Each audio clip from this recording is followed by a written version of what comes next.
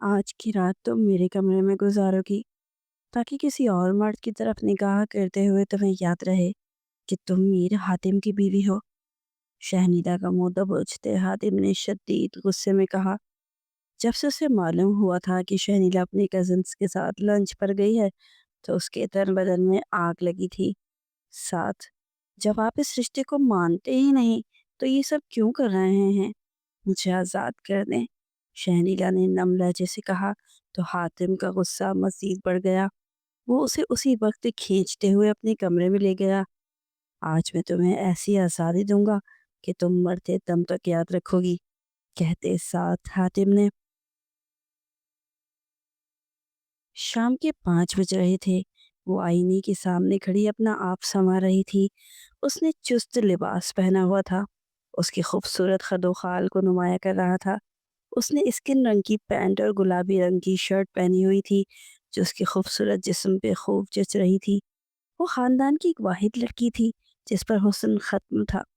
دودیا رنگت، ملائی جیسی جلد، ہیزل گرین آنکھیں جو اس کی قیامت خیز تھی، اس کو دیکھ کر کسی گڑیا کا گمان ہوتا تھا۔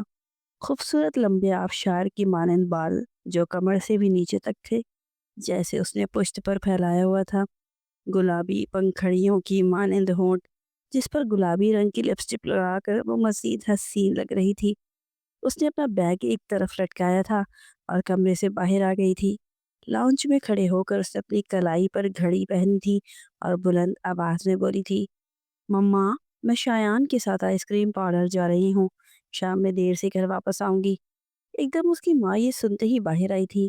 اس کی ڈریسنگ کو دیکھ کر ان کا دل دہل گیا تھا۔ ابھی تھوڑی دیر پہلے ہی تو حویلی سے فون آیا تھا کہ حاتم اس طرف آ رہا ہے، اور اپنی بیٹی کی اب حالت دیکھ کر ان کا سکون برباد ہو گیا تھا۔ وہ فوراً ہی اپنی بیٹی کے قریب آئی تھی اور اس کا بازو پکڑتے ہوئے اجلت بھرے لہجے میں بولی تھی، یہ کیا حال بنایا ہوا ہے تم نے؟ پاگل ہو گئی ہو تم شہریلا؟ ابھی تھوڑی دیر بعد حاتم آنے والا ہے۔ خدا کے لیے یہ لباس تبدیل کرو، اگر اس نے تمہیں اس لباس میں دیکھ لیا تو تمہاری ٹانگیں توڑ دے گا۔ جبکہ شہنیلا کے ماتھے پہ بل پڑے تھے اور وہ اپنی ماں کو دیکھتے ہوئے سنجیدگی سے بولی تھی، کون حاتم؟ اس کا لہجہ سوالیہ تھا، جبکہ اس کی ماں حیران ہوئی تھی اور فوراً بولی تھی، وہی حاتم جس سے تمہارا نکاح ہوا ہے، تمہارے تاؤ کا بیٹا۔ زیاد میرے سامنے بننے کی ضرورت نہیں ہے، خدا کے لیے جاؤ اور اپنا لباس تبدیل کرو۔ اگر اس نے تمہیں دیکھ لیا اس لباس میں تو تمہارے ساتھ ساتھ میری بھی شامت آ جائے گی۔ جبکہ شہنیلا اپنے سینے پہ ہاتھ باندھ گئی تھی اور اپنی ماں کو ایسی نگاہوں سے دیکھ رہی تھی کہ اس کی ماں فوراً شرمندہ ہو چکی تھی۔ وہ ایک دم بولی تھی، میں کسی حاتم کو نہیں جانتی، اور آپ ہی اس بات کو تسلیم کر لیں کہ حاتم میرا شوہر نہیں ہے۔ اس نے صاف کہا تھا سب کے درمیان کہ میں شہنیلا کو اپنی بیوی نہیں مانتا۔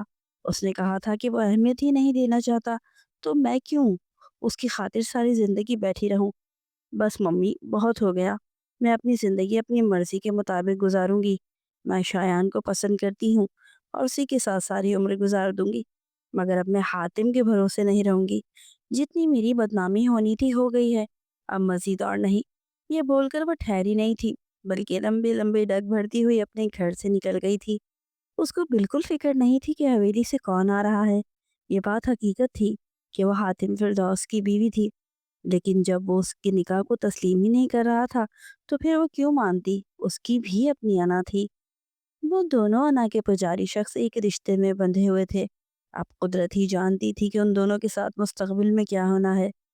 وہ باہر آئی تو سامنے ہی اس کا کزن شایان گاڑی سے ٹیک لگائے اس کے انتظار میں کھڑا ہوا تھا۔ اس کو اتنے حسین لباس میں دیکھ کے اس کی بانچیں کھل اٹھی تھی۔ وہ فوراً ہی اس کے پاس آیا تھا۔ شایان کو تو مانو یقین ہی نہیں آتا تھا کہ شہنیلا جیسی خوبصورت لڑکی اس کے پیار میں پاگل ہو گئی ہے۔ وہ محض اس کا استعمال کرنا چاہتا تھا اور اس کے بعد وہ اسے قطعی تعلق ہو جاتا، کیونکہ وہ ایک نکاح شدہ لڑکی تھی اور شایان کو معلوم تھا کہ اس کی ماں کسی قیمت پر بھی اس کی شادی شہنیلا سے نہیں کروائے گی۔ شہنیلا کے برعکس پیچھے سکینہ بیگم کی حالت بہت زیادہ خراب ہو رہی تھی۔ حویلی والوں سے ان کے تعلقات پہلے بھی اچھے نہیں تھے۔ وجہ ان کی بیٹی اور وہ خود تھی۔ ان کا انداز بھی بے باک تھا اور ان کی بیٹی بھی بہت خوبصورت طبیعت کی مالک تھی۔ ان کی شوہر نے اپنی پسند سے شادی کی تھی اور اپنے خاندان سے قطعی تعلق ہو کر شہر میں بس گئے تھے۔ مگر دولت نہ ہونے کی وجہ سے وہ بہت زیادہ خوار ہو رہے تھے۔ اتنی مشکلات کا سامنا کرنے کے بعد ان کے شوہر نے اپنے باپ کے سامنے ہاتھ جوڑ کر ان سے معافی مانگی تھی اور واپس کاروبار میں حصہ لیا تھا، جس کی بدولت ان کی زندگی تھوڑی سنور گئی تھی۔ مگر ان تمام آسائشوں کے بدلے فردوس صاحب نے صاف کہا تھا کہ اگر تم اپنی بیٹی کی شادی میرے بیٹے رحمان کے بڑے بیٹے حاتم سے کرواؤ گے تب ہی میں تمہیں معاف کروں گا اور اپنی حویلی میں آنے کی اجازت دوں گا۔ اسی بدولت شہنیلا کے والد سلمان صاحب راضی ہو گئے تھے اور فردوس صاحب کے حکم کی وجہ سے شہنیلا اور حاتم کا نکاح ہو گیا تھا۔ حاتم گاؤں کی ہی کسی معصوم لڑکی سے شادی کرنا چاہتا تھا۔ وہ شہنیلا کو پسند نہیں کرتا تھا۔ اس کی نظر میں شہنیلا ایک بے باک اور خودسر لڑکی تھی جس کو صرف اور صرف اپنے آپ سے مطلب تھا۔ اس کے نزدیک رشتے کی کوئی اہمیت نہیں تھی۔ اس کو محض دوستوں میں گھومنا، عیاشی کرنا، یہی سب پسند تھا۔ اسی وجہ سے وہ شہنیلا کو قبول نہیں کرنا چاہتا تھا۔ مگر جب سے دادا جان کا انتقال ہوا تھا تب سے وہ بہت خاموش تھا۔ اس نے دوبارہ یہ بات نہیں دہرائی تھی کہ وہ شہنیلا کو اپنی بیوی نہیں مانتا، کیونکہ اسے یاد تھا جب اس کے دادا نے رخصتی کی بات کی تھی تب اس نے سب کے درمیان یہ دعویٰ کیا تھا کہ وہ شہنیلا جیسی لڑکی کو اپنی بیوی کے طور پہ حویلی نہیں لائے گا۔ وہ آتی ہے تو آئے، جاتی ہے تو جائے، لیکن وہ حاتم کی بیوی نہیں کہلائے گی۔ وہ اس نکاح کو نہیں مانتا۔ شہنیلا جو حاتم کے لیے اپنے دل میں خواب سے جا کے بیٹھ گئی تھی، اس کے الفاظ سن کے اس کا دل بری طرح ٹوٹ گیا تھا اور اسی پل وہ تہیہ کر چکی تھی کہ وہ کسی بھی قیمت پر حاتم سے شادی نہیں کرے گی۔ کچھ بھی ہو جائے وہ کبھی بھی اس کے ساتھ رخصتی نہیں کروائے گی۔ وہ بھی اس نکاح کو نہیں مانتی ہے۔ مگر تقریباً 2 مہینے بعد ہی ان کے دادا جان کی طبیعت خراب ہو گئی تھی اور وہ خالق حقیقی سے جا ملے تھے۔ مگر آخری وقت میں انہوں نے حاتم کا ہاتھ پکڑ کے محض چند الفاظ کہے تھے، میں نے ساری زندگی نفرت کے سہارے گزار دی ہے، مگر تم ایسا نہیں کرنا۔ میں چاہتا ہوں کہ میرے دونوں بیٹے ایک چھت کے نیچے ایک ساتھ رہیں، اس لیے تم شہنیلا کو بطور بیوی قبول کر لینا۔ تم دونوں کی سنتان جب پیدا ہوگی، جب تمہارے ماں باپ کے درمیان جو بھی خلش آ چکی ہے وہ بھی ختم ہو جائے گی اور وہ لوگ تمام رنجشیں بھلا کے ایک ہو جائیں گے۔ اور اسی پر اس نے اپنے دادا سے وعدہ کیا تھا کہ وہ سب ٹھیک کر دے گا۔ بس وہ ہمت نہ ہارے، لیکن شاید ان کا وقت آ گیا تھا اور وہ خالق حقیقی سے جا ملے تھے۔ یہ لمحات اس کے لیے بہت دردناک تھے۔ وہ اپنے دادا کی موت پہ بہت رویا تھا۔ ان کا جانا اس کو مکمل طور پہ ختم کر گیا تھا۔ اس کے لیے یہ لمحات بہت اذیتناک تھے۔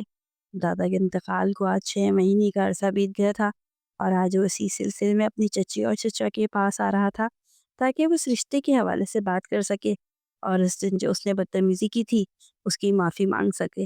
لیکن اس کو معلوم ہی نہیں تھا کہ آج اس کے سامنے کیا آنے والا ہے، آج وہ اپنی بیوی کو کس روپ میں دیکھنے والا ہے۔ وہ جو ایک بار پھر شہنیلا کے بارے میں سوچنے لگا تھا، کس طرح اس کی سوچ کا بت ٹوٹنے والا ہے۔ ایک لمبی مسافت طے کر کے وہ گاؤں سے اپنے چاچو کے گھر پہنچ گیا تھا۔ حویلی سے یہ گھر بہت چھوٹا تھا لیکن سجایا بہت خوبصورت انداز میں تھا۔ اس نے گاڑی پورچ میں روکی تھی۔ اسی وقت اس کی چچی اور چچا گھر سے باہر آ گئے تھے۔ اس نے مسکرا کر ان دونوں کو دیکھا تھا۔ فوراً ہی وہ اپنے چچا سے بغل گیر ہوا تھا، چچی کے آگے سر جھکا دیا تھا۔ دونوں نے اس کا استقبال بہت اچھی طرح کیا تھا۔ آخر کو وہ ان کا اکلوتا داماد تھا، بھلا وہ اس کی عزت کیوں نہ کرتے۔ وہ دونوں ہی اس کو لے کے لاؤنج میں آ گئے تھے۔ شاہدہ بیگم نے فوراً ہی اس کے آگے لوازمات سجا دیے تھے، جبکہ وہ مسلسل ادھر ادھر اپنی بیوی کو تلاش کر رہا تھا جو ابھی فی الحال اس گھر میں موجود ہی نہیں تھی۔ سلمان صاحب کافی پریشان تھے۔ ان کے چہرے سے ہی دکھ کا عنصر چھلک رہے تھے۔ باپ سے اتنے سال ناراضگی رہی تھی، جب ناراضگی کا اختتام ہوا تو انہی کے باپ دنیا سے چلا گیا تھا۔ یہ کوئی چھوٹی بات نہیں تھی۔ ایک دم حاتم کی نگاہ اپنے چاچو سلمان پہ گئی تھی اور وہ پل میں ہی سمجھ گیا تھا کہ وہ کس اذیت کا شکار ہے۔ وہ اپنی جگہ سے کھڑا ہوا تھا اور سلمان صاحب کے قدموں میں بیٹھ گیا تھا جو عجیب الجھن میں تھے۔ حاتم کو نیچے زمین پہ بیٹھا دیکھ کے فوراً ہی گڑبڑاتے ہوئے بولے تھے، ارے بیٹا تم کہاں بیٹھ رہے ہو؟ اوپر آ کر بیٹھو۔ مگر اس نے ان کے دونوں ہاتھ تھام لیے تھے اور ان کی طرف دیکھتے ہوئے سنجیدگی سے بولا تھا، دکھ کرنے سے کیا ہوگا؟ دادا جان واپس نہیں آئیں گے۔ آپ اس طرح پریشان کیوں ہو رہے ہیں؟ ابھی آپ نے کاروبار دیکھنا ہے، اس طرح نڈھال ہو جائیں گے تو سب چیزیں کیسے سنبھالی جائیں گی؟ آپ کو بیٹی بھی تو رخصت کرنی ہے۔ وہ اس انداز میں بولا تھا کہ شاہدہ بیگم اور سلمان صاحب نے حیران ہو کے حاتم کو دیکھا تھا۔ کیا وہ ان کی بیٹی کو تسلیم کر چکا تھا؟ اس نے سر جھکا لیا اور مزید بولا تھا، میں اپنے لفظوں پر بے انتہا شرمندہ ہوں۔ मुझे इस तरह से शहनीला की तौहीन नहीं करनी चाहिए थी। बस मैं दादा की वजह से थोड़ा नाराज़ था। वो हमेशा कहते थे कि मैं सलमान की शादी गाँव की एक लड़की से करवाना चाहता था, लेकिन सलमान ने मेरा मान तोड़ दिया और यूनिवर्सिटी की लड़की को पसंद करके शादी कर ली, जो बहुत ही बेबाक है। उसको बिल्कुल भी ढंग नहीं है। जब उसने अपनी बेटी पैदा की तो उसको भी अपने तौर तरीके से ही चला रही है। यही सब ख़न्नास मेरे दिमाग में भरा हुआ था, इसलिए मैं शहनीला से नफ़रत करने लगा था। और जब मैंने शहनीला को देखा तो मेरी नफ़रत ज़ोर पकड़ गई थी। हमारे गाँव में इस तरह की लड़कियों को बहुत बुरा समझा जाता है और मेरे दिमाग में भी यही सब कुछ चलता है। मगर मैं तहैया कर चुका हूँ कि वो मेरी बीवी है, उसको जिस तरह से मैं चलाऊँगा, वो चलेगी। ये बात मुझे बहुत देर से समझ आई है, लेकिन आ चुकी है और मैं इस बात के लिए आपसे माफ़ी चाहता हूँ कि मैंने सबके दरमियान आपकी भी इज़्ज़त का मान नहीं रखा था। वो बहुत ठहर-ठहर के अपनी बात शाहिदा बेगम और सलमान साहब को बोल रहा था। वो जानता था, हो सकता है कि शाहिदा बेगम को उसकी बातें बुरी लगी थी, लेकिन वो नाराज़ हो जाएँ। लेकिन उसने बात करते हुए किसी भी बात का पर्दा नहीं रखा था। वो साफ गोई से बोल रहा था, जबकि शाहिदा बेगम इन बातों से वाकिफ़ थी, इसीलिए उन्होंने किसी बात का भी बुरा नहीं मनाया था और खामोशी से सर झुका दिया था। सलमान साहब ने उसके कंधे पे हाथ रखा था और कंधा थपथपाते हुए बोले थे, मुझे इस बात की बेइंतहा खुशी है कि तुम्हें अपनी गलती का एहसास हो गया है। मेरे लिए यही काफ़ी है। मैं पूरे दिल से अपनी बेटी तुम्हारे हवाले करने के लिए तैयार हूँ। बल्कि मुझे खुशी होगी कि तुम हातिम फिरदौस मेरा दामाद बनने के लिए तैयार है। वो इतने मान से बोले थे कि हातिम बेसाख्ता उनके गले से लगा था और एक बार फिर माजरत करके बैठ गया था। अब उसका रुख शैनिला के कमरे की तरफ था। काफ़ी देर इंतज़ार करने के बाद वो शाहिदा बेगम की तरफ देखते हुए सवालिया लहजे में पूछ बैठा था कि शैनिला कहाँ पर है? क्या उसको इस बात का इल्म नहीं कि मैं गाँव से आ रहा हूँ? दरअसल मैं उससे मुलाकात के लिए ही आया हूँ, ताकि हम दोनों के दरमियान जो भी गलतफ़हमियाँ हैं, हम दोनों इन तमाम गलतफ़हमियों को दूर कर लें। मगर उसका नामो-निशान नहीं है। आखिर वो कहाँ पर है? जबकि शाहिदा बेगम के तोते उड़ गए थे। असल मुसीबत तो अब आई थी।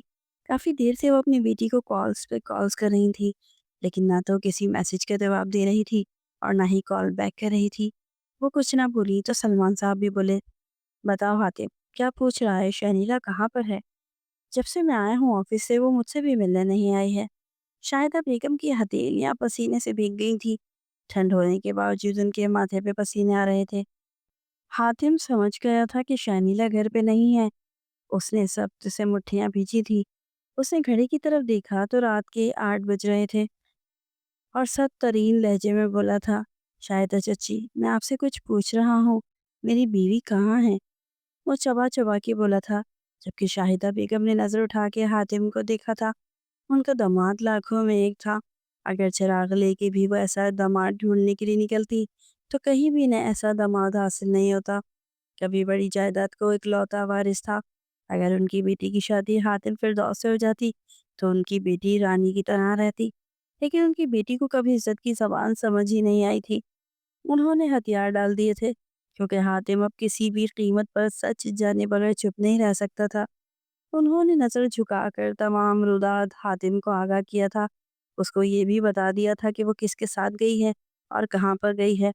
उसने ज़ब्त से मुट्ठियाँ भींची थी। वो फ़ौरन ही अपनी जगह से खड़ा हो गया था। जैसे वो खड़ा हुआ तो सलमान साहब और शाहिदा बेगम भी दहल कर खड़े हुए थे। वो शाहिदा बेगम की जानिब देखते हुए बोला था, इरादा आपके साथ माफ़ी मांग के तमाम मामला तय करने का था, लेकिन शायद आपकी बेटी को ये सब कुछ पसंद नहीं। इसको महज़ ज़लालत ही अच्छी लगती है। मैं अब इसको बताऊँगा कि ज़लालत असल में किस चीज़ का नाम है। चाचा जान, मैं माफ़ी चाहता हूँ, लेकिन मैं आज ही रुख़्सती ले रहा हूँ। वो काफ़ी सर्द तरीन लहजे में बोला था। सलमान साहब उसको रोकना चाहते थे, उसको समझाना चाहते थे कि वो नादान है, वो गुस्से में बहुत कुछ कर जाती है। लेकिन वो ठहरा ना था और ना ही उसने अपने चचा की कोई बात सुनना ज़रूरी समझी थी। वो लंबे-लंबे डग भरता हुआ उनके घर से निकलता चला गया था। उसने गाड़ी को रिवर्स किया था और सीधा उसी रेस्टोरेंट पर गाड़ी डाल दी थी, जहाँ पर उसकी मनकूहा मौजूद थी। उसका दिमाग घूम रहा था। ऐसा महसूस होता था जैसे अभी के अभी दिमाग की कोई नस फट जाएगी। गुस्से के मारे उसके असाब तन गए थे। उसने स्टीयरिंग व्हील को इतनी शिद्दत से थामा हुआ था कि जिसकी कोई हद नहीं थी।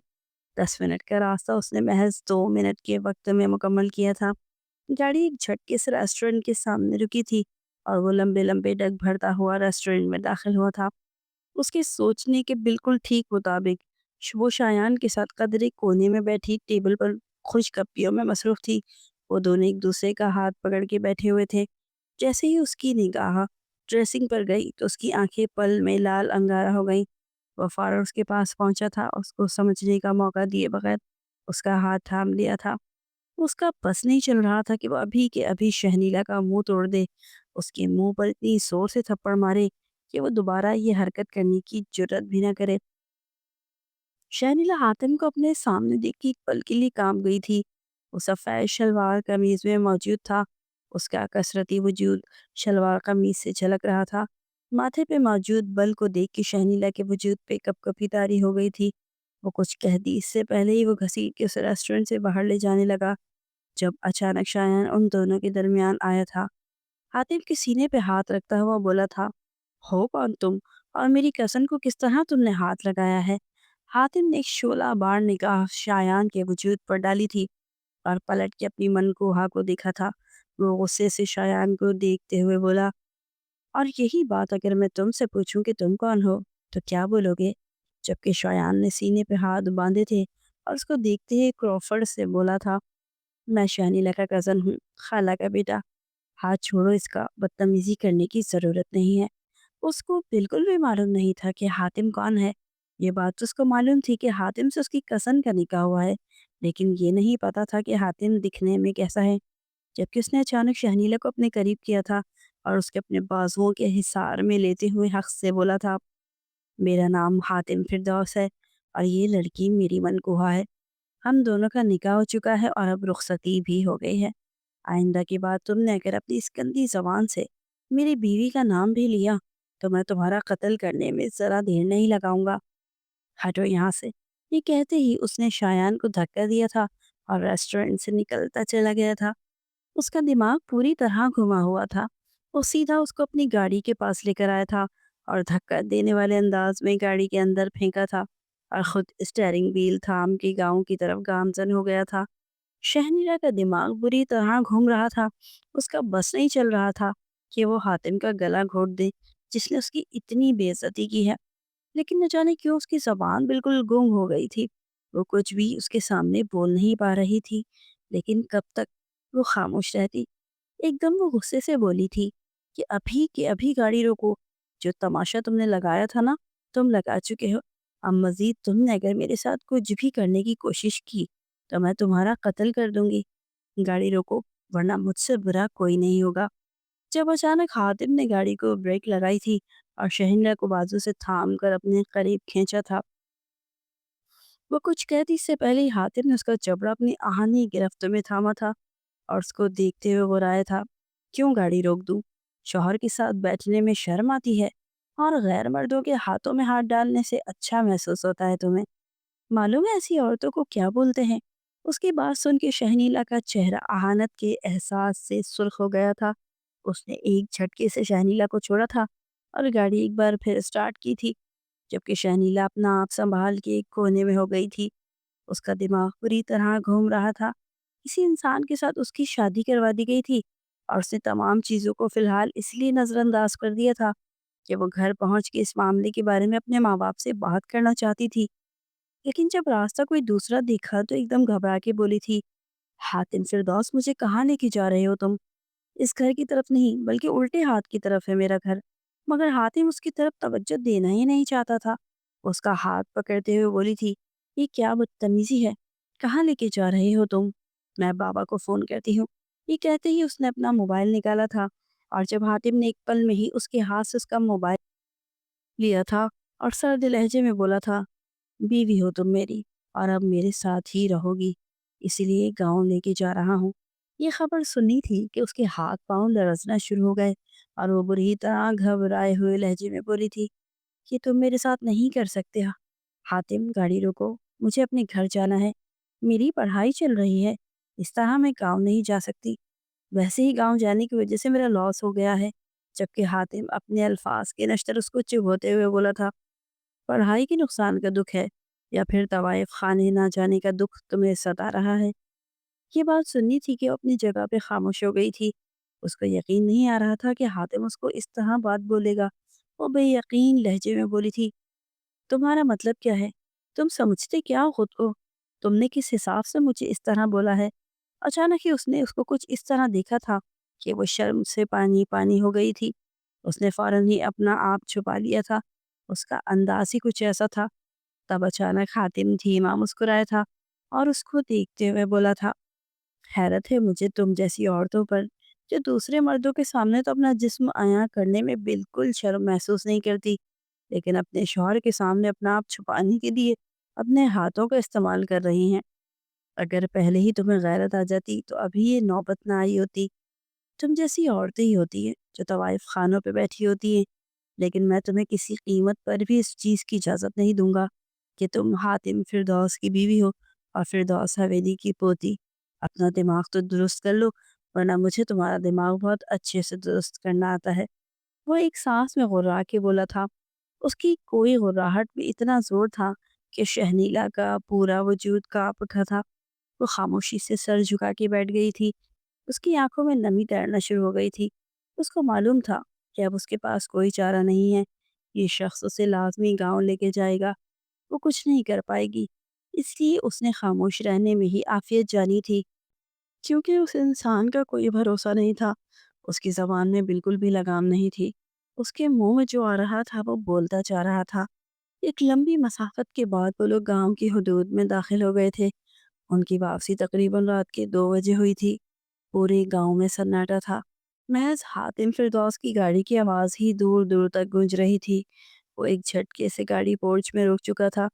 اس سفر کے دوران وہ گہری نیند سو گئی تھی۔ اس کو بالکل بھی ہوش نہیں رہا تھا کہ کب سفر کا اختتام ہو گیا ہے۔ گاڑی کے رکتے ہی اس کی آنکھ بھی کھل گئی تھی۔ وہ اجنبی نگاہوں سے حاتم کو دیکھنے لگی تھی۔ کچھ پل کے لیے اس کا دماغ بالکل مفلوج ہو گیا تھا۔ تب اچانک اس نے دوسری طرف سے اتر کر اس کا بازو پکڑ کر اپنی گاڑی سے نکالا تھا۔ وہ ایک دم ہوش کی دنیا میں آئی تھی اور حاتم کے ہاتھ پر اپنا ہاتھ رکھتے ہوئے بولی تھی، مجھے چلنا آتا ہے، میں چل سکتی ہوں، ہاتھ چھوڑے میرا۔ اس کا لہجہ ایک دم تبدیل ہو گیا تھا، کیونکہ اب وہ اس کی حدود میں تھی۔ اگر وہ کچھ بھی کرتی تو اس انسان کا کوئی بھروسہ نہیں تھا کہ وہ پل میں اس کو گولی سے اڑا دیتا۔ اس لیے اس نے خاموش رہنے میں ہی عافیت جانی تھی، جبکہ وہ اس کو نظر انداز کی گھسیٹتے ہوئے حویلی کے اندر لے آیا تھا۔ اس کا دماغ بالکل بھی کام نہیں کر رہا تھا۔ اس کو سمجھ نہیں آ رہا تھا کہ یہ انسان اس کے ساتھ کیا کرنا چاہتا ہے۔ وہ جو سمجھی تھی کہ وہ اپنے کمرے میں رہے گی، لیکن حاتم کو اپنے کمرے کی طرف زیادہ دیکھ کر وہ اپنے آپ کو مضبوط کرتے ہوئے بولی تھی، آپ یہ مجھے کہاں لے کے جا رہے ہیں؟ ہاتھ چھوڑیں میرا، مجھے آرام کرنا ہے۔ اتنا لمبا سفر کر کے میری کمر تختہ ہو گئی ہے۔ وہ بیزار لہجے میں بولی تھی۔ ایک دم حاتم اس کی طرف مڑا تھا اور اس کو دیکھتے ہوئے بولا تھا، فیصلہ ہو چکا ہے لڑکی، تم آج سے میرے ساتھ ہی رہو گی۔ میں تمہارے ماں باپ سے رخصتی لے کر آیا ہوں۔ آج کی رات تم میرے کمرے میں گزارو گی تاکہ کوئی اور مرد تمہاری طرف دیکھنے سے بھی ڈرے۔ جبکہ شرمیلا یہ بات سن کر حیرت کے سمندر میں غوطہ سن ہو گئی تھی۔ اس کو یقین نہیں آ رہا تھا کہ یہ انسان کیا بول رہا ہے۔ وہ بے یقین لہجے میں بولی تھی، آپ مذاق کر رہے ہیں، یہ حقیقت نہیں ہے۔ ممی پاپا میرے ساتھ ایسا کسی قیمت پہ نہیں کر سکتے۔ ہاتھ چھوڑیں میرا، میں آپ کے ساتھ کوئی رشتہ نہیں بنانا چاہتی۔ جب آپ کو اس رشتے سے کوئی سروکار ہی نہیں ہے تو آپ کس خوشی میں مجھے اپنے کمرے میں رکھنا چاہتے ہیں؟ آپ نے سب کے درمیان کہا تھا کہ آپ اس نکاح کو مانتے ہی نہیں ہیں، تو پھر یہ سب کیوں کر رہے ہیں؟ اس کے تن بدن میں آگ لگ گئی تھی۔ یہ بات ہی اس کا خون کھولا چکی تھی۔ وہ تو اپنا آپ تیار کر چکی تھی کہ اسے اب ساری زندگی حاتم فردوس کے ساتھ ہی گزارنی ہے، لیکن اس شخص نے ہی اس کی عزت کی دھجیاں اڑا دی تھی۔ اس کے ماں باپ اور تائی اور تایا، دادی جان، سب کے سامنے اس نے دعوے سے کہا تھا کہ وہ کسی بھی قیمت پر اس لڑکی سے شادی نہیں کرے گا۔ وہ مرنا پسند کرے گا لیکن اس کو بطور بیوی اپنی زندگی میں کبھی شامل نہیں کرے گا۔ تو پھر وہ اس طرح کیوں بات کر رہا تھا؟ چند پل کے لیے حاتم خاموش ہوا تھا اور پھر اس کی طرف دیکھتے ہوئے بولا تھا، بہت آزادی چاہیے تمہیں، بہت زیادہ دماغ چلنے لگا ہے تمہارا۔ اس نکاح کو میں نہیں مانتا، لیکن تم تو مانتی ہو نا، اس حساب سے تم میری بیوی ہو، اس لیے اپنے طور پر ہی بات کو جوڑ لیا تھا اور شہنیلا کو گھسیٹتے ہوئے اپنے کمرے کی طرف لے جانے لگا تھا۔ اس کا دماغ بری طرح گھوم چکا تھا۔ لمحہ لمحہ اس بات کو پوائنٹ آؤٹ کرنا اس کو خون کھولا چکا تھا۔ اس نے تہیہ کر لیا تھا کہ اس لڑکی کا دماغ تو آج وہ اچھی طرح درست کر کے ہی دم لے گا۔ وہ اس کو گھسیٹتے ہوئے اپنے کمرے کے اندر لے آیا تھا، جبکہ وہ بن پانی کی مچھلی کی طرح تڑپ رہی تھی، لیکن اس نے کسی بھی طرح اس پر رحم نہیں کھایا تھا۔ اس کو سمجھنے کا موقع دیے بغیر اس نے ایک جھٹکے سے اسے بستر پہ پھینکا تھا اور اسی وقت اپنی قمیض جسم سے جدا کی تھی۔ شرمیلا کا پورا وجود کانپ اٹھا تھا۔ وہ حاتم کے آگے ہاتھ جوڑتے ہوئے بولی تھی، خدا کے لیے میری ذات کو اس طرح مت روندو، میں اپنے آپ کو معاف نہیں کر پاؤں گی۔ کیوں میرے ساتھ اس طرح کر رہے ہو حاتم؟ اگر تمہارا ارادہ میرے ساتھ رشتہ بنانے کا ہے تو سلیقے سے بناؤ، لیکن میرے ساتھ اس طرح زبردستی تو نہ کرو۔ وہ اس کے آگے ہاتھ جوڑتے ہوئے تڑپ کے بولی تھی اور اس کی آنکھوں سے بھل بھل آنسو بہنے لگے تھے۔ اس کے جسم کا رواں رواں کانپ اٹھا تھا، جبکہ حاتم تمام باتوں کو مسترد کیے شہنیلا پہ جھکتا چلا گیا تھا۔ اس نے ایک بار بھی شہنیلا کی کسی سسکی یا منت پر دھیان نہیں دیا تھا۔ وہ اس کا شوہر تھا اور اس پر مکمل حق رکھتا تھا۔ اس نے اس کے تمام جائے فرار بند کر دیے تھے اور اس کو اپنی آغوش میں سمیٹ لیا تھا۔ وہ روتی رہ گئی تھی، سسکتی رہ گئی تھی، اس کے آگے ہاتھ جوڑتی رہ گئی تھی، لیکن نہ اس نے اس کی طرف دیکھا تھا اور نہ ہی اس کی کسی بات پر دھیان دیا تھا۔ وقت گزرتا جا رہا تھا، چاند بھی ان دونوں کے ملن پہ شرما کے بادل میں چھپ گیا تھا، جبکہ وہ بھی تھک ہار کے اس کے سینے پہ سرک کے سو گئی تھی۔ فجر کے وقت وہ اس سے دور ہوا تھا، ایک نگاہ اپنے سینے پہ رکھی اپنی بیوی پہ ڈالی تھی۔ وہ لڑکی دیکھنے میں بلا کی حسین تھی۔ اس کی عمر 22 سال تھی، جبکہ حاتم 30 سال کا جوان مرد تھا۔ اس کے جذبات موز اور گھوڑے کی طرح تھے اور یہ سب وہ معصوم لڑکی برداشت نہیں کر پائی تھی۔ پوری رات حاتم نے اس کو سونے نہیں دیا تھا، بلکہ ہر پل اس پر یہ بات واضح کی تھی کہ وہ حاتم فردوس کی ملکیت ہے، اس کے ساتھ دغا بازی نہیں کر سکتی۔ جبکہ شہنیلا کو بھی یہ بات بہت اچھے سے سمجھ آ گئی تھی کہ وہ حاتم کے آگے کچھ بھی نہیں ہے۔ اس نے پل میں ہی اس کو واقعی مسل کے رکھ دیا تھا، بالکل کسی چھوٹی سی چیونٹی کی طرح۔ چند پل اس نے اس کے معصوم چہرے کو اپنی آنکھوں میں بسایا تھا اور پھر دھیرے سے اس کا تکیے پہ سرک کے وہ واش روم چلا گیا تھا۔ غسل لے کر اس نے اپنے آپ کو فریش کیا اور فوراً ہی آ کر جائے نماز بچھائی تھی۔ وہ 5 وقت کا نمازی شخص تھا۔ کہنے کو وہ بہت غسیل طبیعت کا انسان تھا، لیکن نہایت نرم دل تھا۔ گاؤں کے کئی ایسے کام تھے جو اس کے ہی سپرد تھے۔ وہ گاؤں کا گدی نشین تھا، جلد سردار کی پگڑی اس کے سرانی تھی، اس لیے وہ پہلے ہی تمام چیزوں پہ قابض ہو گیا تھا۔ گاؤں کا بچہ بچہ اس سے محبت کرتا تھا اور وہ بھی اس محبت کے جواب اپنی محنت اور خدمت سے دیتا تھا۔ اس نے فجر کی نماز ادا کی تھی اور بارگاہ الہی میں ہاتھ بلند کیے تھے۔ اس کی آنکھیں نم تھی، ہونٹ مسلسل جنبش کر رہے تھے، لیکن حلق سے آواز برآمد نہیں ہو رہی تھی۔ نہ جانے کیوں اسے ایک دم سے عجیب سی کیفیت اپنے وجود پہ طاری ہوتی ہوئی محسوس ہوئی تھی۔ وہ دل میں اللہ تعالیٰ سے مخاطب ہوا تھا، اے رحمان و رحیم، اے مالک مولا، اے کائنات کی سربراہ، اے رب مصطفیٰ صلی اللہ علیہ وآلہ وسلم، میں جانتا ہوں تو بہت عالی شان رب ہے، تیرے آگے سب خاک برابر ہیں۔ یا رحمان، اگر مجھ سے ابھی کوئی خطا ہوئی ہے تو مجھے معاف کر دے، لیکن اس لڑکی کے ساتھ تعلقات میں نے سچے دل سے قائم کیے ہیں۔ یا رب مصطفیٰ صلی اللہ علیہ وآلہ وسلم، تو جانتا ہے کہ میں نیک نیت کے ساتھ اس کو لینے کے لیے گیا تھا، لیکن اس عورت نے مجھے یہ سب کرنے پہ اکسایا ہے۔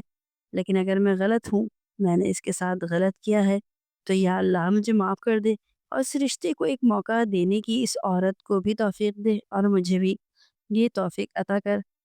کافی دیر وہ اپنے مستقبل کے لیے دعائیں مانگتا رہا تھا اور پھر چہرے پہ ہاتھ پھیر کے کھڑا ہو گیا تھا۔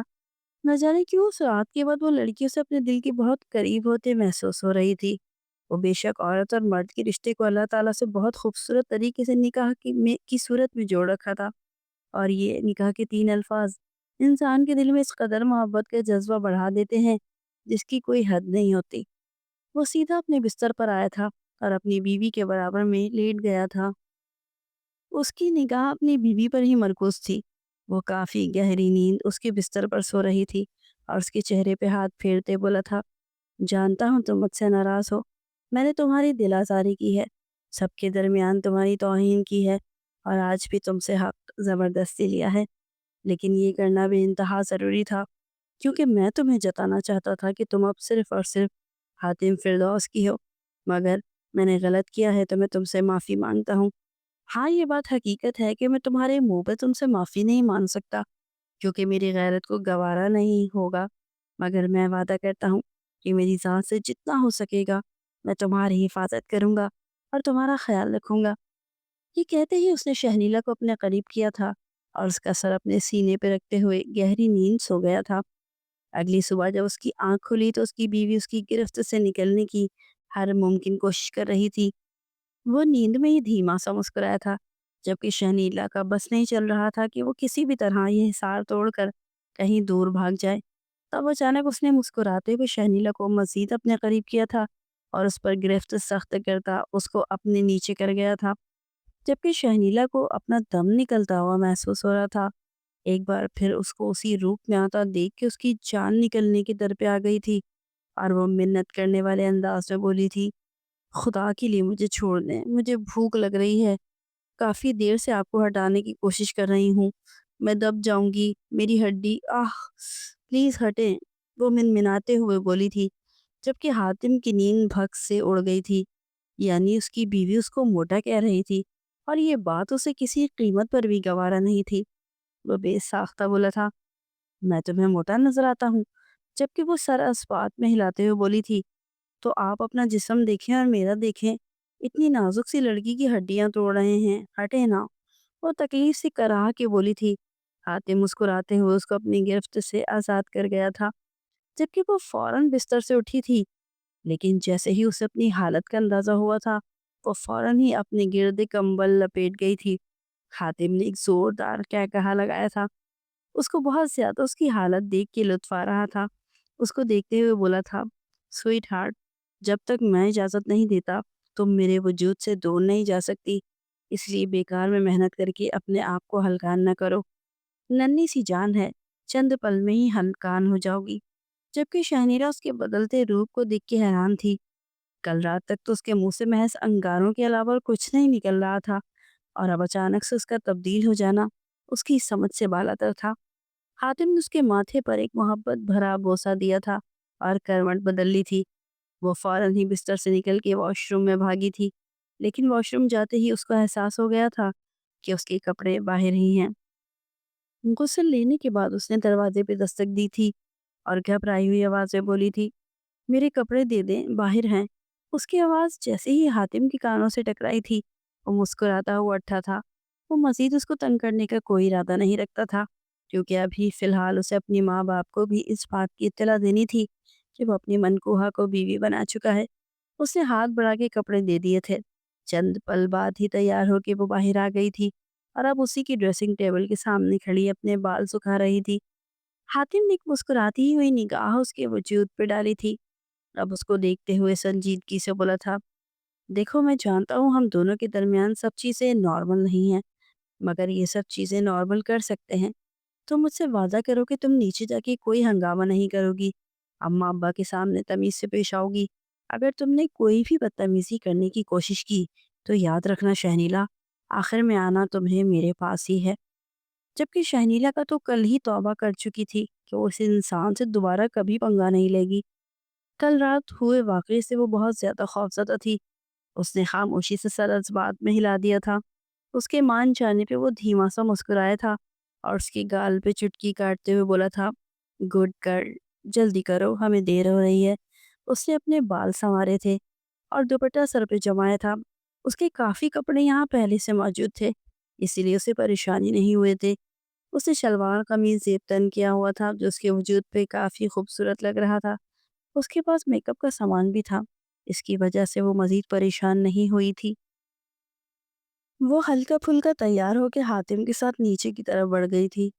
सलमान साहब और उनकी बेगम शाइस्ता नाश्ते की मेज़ पे बैठी अपने लिखते जिगर हातिम का ही इंतज़ार कर रही थी, लेकिन उसके साथ आती हुई लड़की को देख के बेसाख्ता अपनी जगह से खड़ी हो गई थी। उनको खड़ा होता देखकर सलमान साहब हैरान हुए थे। जब उन्होंने पलट के देखा तो वो भी बेसाख्ता अपनी जगह से खड़े हो गए थे, क्योंकि उन दोनों को ही इस बात की आगाही थी कि हातिम शहर गया है अपने चाचू और चाची से माफ़ी मांगने। लेकिन उन्हें इस बात का बिल्कुल भी पता नहीं था कि उनका बेटा अपनी बीवी को भी साथ लेकर आएगा। और वो दोनों सुबह नहा धो के बाहर आ रहे थे, جس کا صاف مطلب تھا کہ ان دونوں نے رشتہ قائم کر لیا ہے۔ وہ بہت سلیقے سے آ کر اپنے تاؤ اور تائی سے ملی تھی، جبکہ اس کی تائی تو حیرت کے سمندر میں غوطہ تھی۔ حاتم کو بھی اپنی ماں سے بہت پیار سے ملا تھا۔ اسے اپنے باپ کے آگے سر جھکاتے ہوئے بولا تھا، بابا جان، میں نے رخصتی لے لی ہے، میں مزید اس کو وہاں نہیں چھوڑ سکتا تھا، تمام چیزیں حل کر لی ہیں۔ ناشتہ بہت خوشگوار انداز میں تناول کیا گیا تھا۔ ناشتے کے اختتام پر حاتم نے اپنے ماں باپ کی طرف سنجیدگی سے دیکھا تھا۔ ان کو دیکھتے ہوئے بولا تھا، میں جانتا ہوں آپ دونوں کے لیے یہ عمل بہت ہی حیرت انگیز ہوگا، کیونکہ آپ کو یہی معلوم تھا کہ میں محض معافی مانگنے کے لیے گیا ہوں، مگر میں رخصتی کر چکا ہوں اور میرا ارادہ اب چاچو چاچی کو واپس لانے کا ہے۔ دادا کی بھی یہی خواہش تھی، چاچو اور چاچی ہمارے ساتھ حویلی کی چھت تلے رہیں، ان کی آخری خواہش کو میں پورا کرنا چاہتا ہوں۔ اس کی بات سن کر شائستہ بیگم خوشی سے بولی تھی، یہ میرے لیے بہت خوشی کی بات ہوگی کہ میری دیورانی میرے ساتھ رہے گی، اور ہمیں کوئی اعتراض نہیں ہے۔ اگر تمہارے چاچو آنا چاہتے ہیں تو حویلی کے دروازے ان کے لیے کھلے ہوئے ہیں۔ وہ جو سر جھکائے ناشتہ کر رہی تھی، اس نے حیران ہو کے شائستہ بیگم کو دیکھا تھا۔ اس کی تو ماں کہتی تھی کہ شائستہ بیگم بالکل بھی ایک اچھی عورت نہیں ہے، انہوں نے محض تمہارے دادا کے کان بھرنے کے علاوہ اور کچھ نہیں کیا تھا، مگر یہاں تو معاملات ہی الٹ تھے۔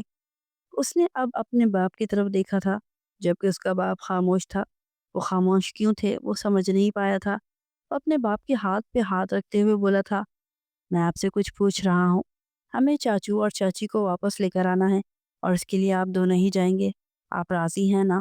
اس کے بابا ایک دم ہوش میں آئے تھے اور سر اس بات میں ہلاتے ہوئے بولے تھے، بھلا مجھے کیا اعتراض ہو سکتا ہے؟ میرا بھائی میرے بیٹوں کی طرح ہے، ہم دونوں ایک ساتھ بڑے ہوئے ہیں، ہم دونوں کے درمیان ایک چھوٹی سی خلش میں محض وہ بھی ایک عورت کی وجہ سے آئی تھی۔ اس کی شادی ہم سب کے لیے بہت اثر انداز ثابت ہوئی تھی، لیکن بابا کی آخری خواہش کی عزت میں بھی کرتا ہوں۔ اگر تمہارے دادا یہی چاہتے تھے تو ہم آج کے آج ہی تمہارے چاچو اور چاچی کو حویلی واپس لے کر آئیں گے۔